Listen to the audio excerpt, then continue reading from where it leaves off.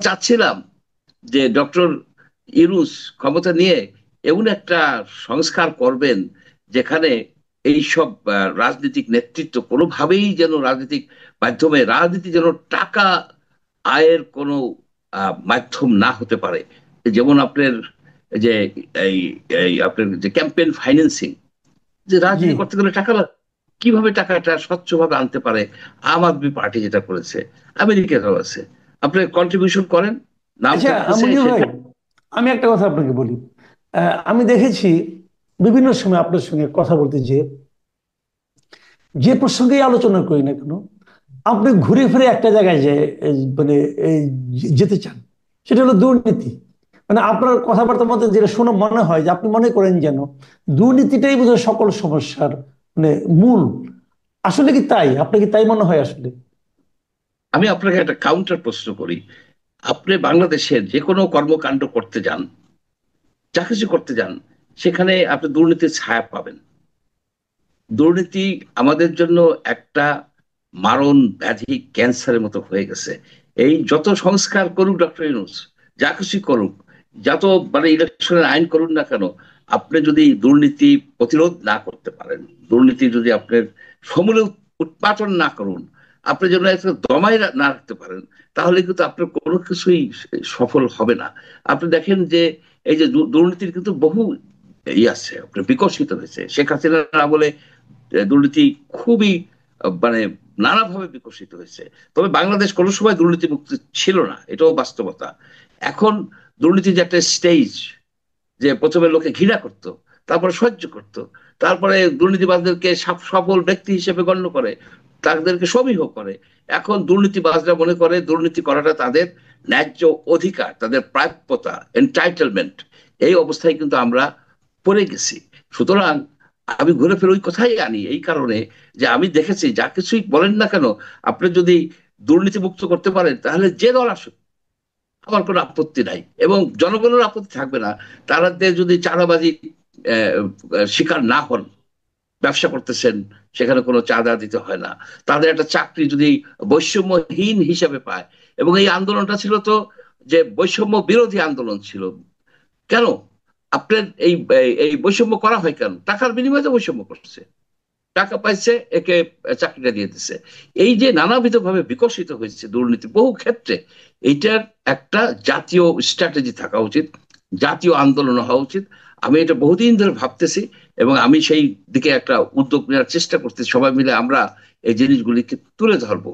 আপনি আচ্ছা, দুর্নীতির আপনি কি মনে করেন যে এই যে বর্তমান যে এই যে অন্তর্বর্তীকালীন সরকার আছে, এখানে তো সব সমাজের বিভিন্ন প্রতিষ্ঠিত লোককে আনা হয়েছে, দেখে দেখে আনা হয়েছে। তো এই সরকারও কি প্রকারান্তরে দুর্নীতি করছে অথবা দুর্নীতিকে প্রশ্রয় দিচ্ছে? প্রশ্রয় তো দিচ্ছেই, তারা তো দুর্নীতির সাথে জড়িত বলে বহু জায়গায় প্রকাশিত হচ্ছে, ফেসবুকে হচ্ছে, এখানে হচ্ছে, সেখানে হচ্ছে। আপনি দেখেন যে তিনজন, আপনি দেখেন তিনজন অ্যাডভাইজার বা স্পেশাল অ্যাসিস্ট্যান্টের পিএস, এপিএস, এপিএসরা তাদের পাসপোর্ট আটকানো হয়েছে, এনআইটি ব্লক করা হয়েছে। কেন? দুদক প্রাথমিকভাবে প্রাথমিকভাবে তথ্য পাইছে যে তারা দুর্নীতির সাথে জড়িত। এই যে দেখেন যে এমন একটা সিস্টেমের মধ্যে পড়ে গেছে যে তারা তাদের সম্পদের কোনো হিসাব দিতে চাচ্ছে না। হিসাব, সম্পদের হিসাব দিলে অসুবিধাটা কি? অবৈধ সম্পদ না থাকলে অসুবিধা তো নাই। বলা হচ্ছে না যে তুমি এত কোটি টাকা সব বেশি সম্পদ রাখতে পারবে না, সেটা তো বলা হচ্ছে না।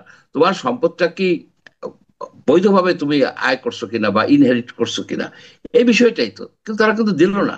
আপনিও তো বলছেন, আপনি হুম, বহুবার হুম। বলছেন যে এটা না, এটা সম্পদের আমার হিসাব কাছেও দাও। একটু, আমার কাছেও কেমন একটু অস্বাভাবিক লাগে যে ওনারা নিজেরাই বললেন হিসাব দিবেন, তারপর আর দিচ্ছেন না।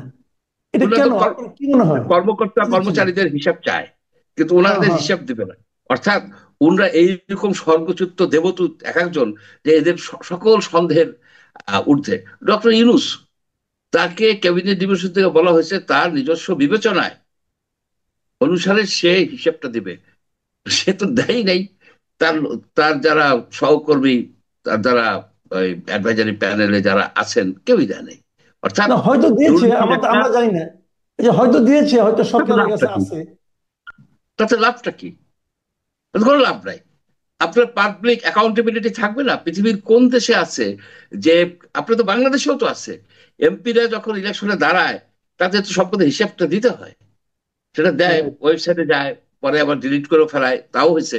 কিন্তু দিতে তো হয়েছে। কিন্তু এই সরকার, এই সরকারের অনেকের বিরুদ্ধে তো আপনার ডেইলি স্টারের মতো পত্রিকায় ছিল, ওই অনেক আগে দুর্নীতির কথা ছিল।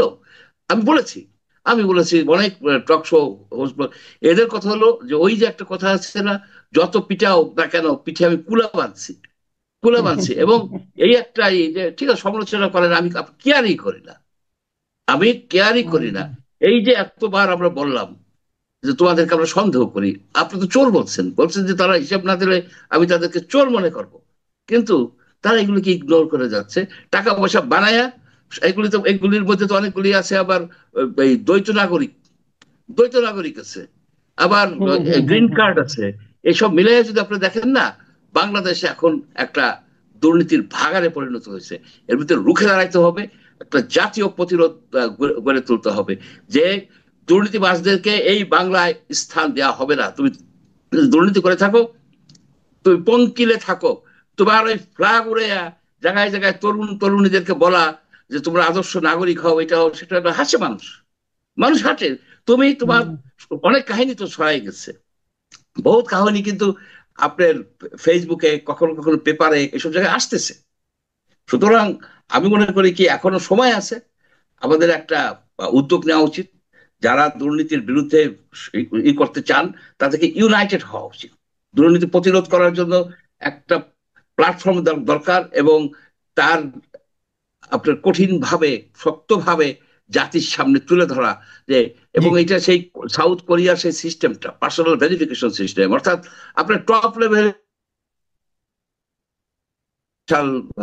অ্যাসিস্ট্যান্ট, অ্যাডভাইজার, সচিব, আপনার জাজ, তারপরে আপনার কমিশনের চেয়ারম্যান, পাবলিক সার্ভিস কমিশনের মেম্বার, এই যে যারা যারা আছেন না একেবারে টপ লেভেলের, সেই লোকগুলি যদি দুর্নীতির বাইরে থাকে, তারা যদি নিষ্ঠাবান হয়, শুধু আর্থিক ভাবে না, তারা যদি আপনার নেপোটিজম না করে, তারা যদি আইন পরিবর্তন হয়েছে, এই পরিবর্তনটা আমরা চাই। জি, অনেক ধন্যবাদ। অনেক ধন্যবাদ জনাব মঞ্জুর আহমেদ চৌধুরী। প্রিয় দর্শক, আপনারা শুনলেন ডক্টর মঞ্জুর আহমেদ চৌধুরীর বিশ্লেষণ রাজনীতি নিয়ে এবং সবশেষে দুর্নীতি নিয়ে। আপনারা যতটুকু আমি জানি, আমি মঞ্জুর আহমেদ চৌধুরীর কাছ থেকে অনুমতি নিয়েই বলছি যে দুর্নীতির বিরুদ্ধে উনি অনেকদিন ধরে পড়ছেন এবং আগামীতে দুর্নীতির বিরোধী একটা প্ল্যাটফর্ম গড়ার চিন্তা উনি করছেন। ওনার সেই চিন্তার সফলতা লাভ করুক এই কামনা করছি, এবং আপনারা ভালো থাকবেন। আজ এ পর্যন্তই।